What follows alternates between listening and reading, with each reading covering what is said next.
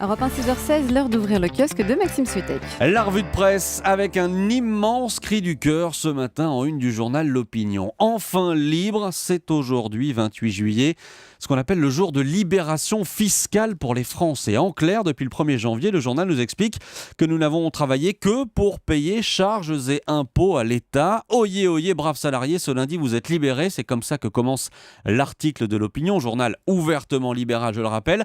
À partir d'aujourd'hui, les salariés travaillent donc pour eux. 28 juillet, cette libération fiscale arrive 2 jours plus tard que l'an dernier. Mais ce qui est le plus spectaculaire, c'est la comparaison avec nos voisins. En Allemagne, elle est intervenue il y a 17 jours. Au Danemark, c'était il y a 51 jours. Et autre libération, elle concerne les automobilistes parisiens. Oui, et là j'en devine certains en région qui rient en imaginant les automobilistes parisiens coincés dans les embouteillages sur le périph'. Charmante image d'Épinal, n'est-ce pas? Mais tout ça, eh bien c'est un peu moins vrai depuis le mois de janvier. Metro News raconte que depuis que la vitesse maximale sur le périphérique a été abaissée à 70 km/h, le temps passé dans les bouchons a fortement diminué, moins 36%. C'est le résultat d'une grande enquête qui a compilé les données de dizaines de milliers de GPS. Le trafic visiblement est plus fluide, il y a moins d'effets accordéon entre guillemets. On attend maintenant de voir si cette amélioration se ressent aussi au niveau de la pollution.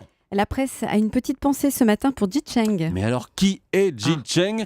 Eh bien, c'est le seul et unique coureur chinois du Tour de France. Si vous allez voir le classement général dans l'équipe, vous verrez qu'il termine bon dernier avec, écoutez bien, 6 heures, 2 minutes et 24 secondes de retard sur Nibali, le vainqueur. 6 heures de retard. Mais visiblement, ça ne le perturbe pas, Ji Cheng. Il est surtout content d'avoir réussi à terminer le tour et être arrivé hier soir sur les Champs-Élysées.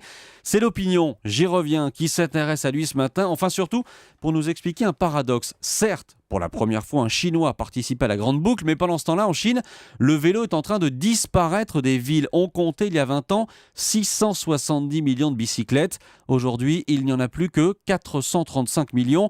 La voiture est en train de s'imposer partout. L'Opinion raconte, les klaxons ont remplacé les sonnettes, les pistes cyclables qui pouvaient faire plusieurs mètres de large ont été réduites à la portion congrue. Faire du vélo à Pékin est devenu une activité dangereuse.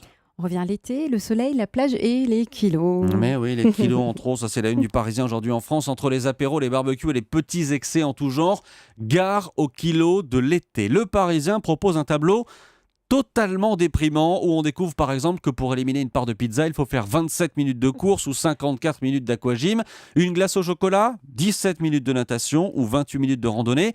Et alors pour ceux qui pensent que jouer au frisbee sur la plage c'est du sport, cessez de vous mentir à vous-même.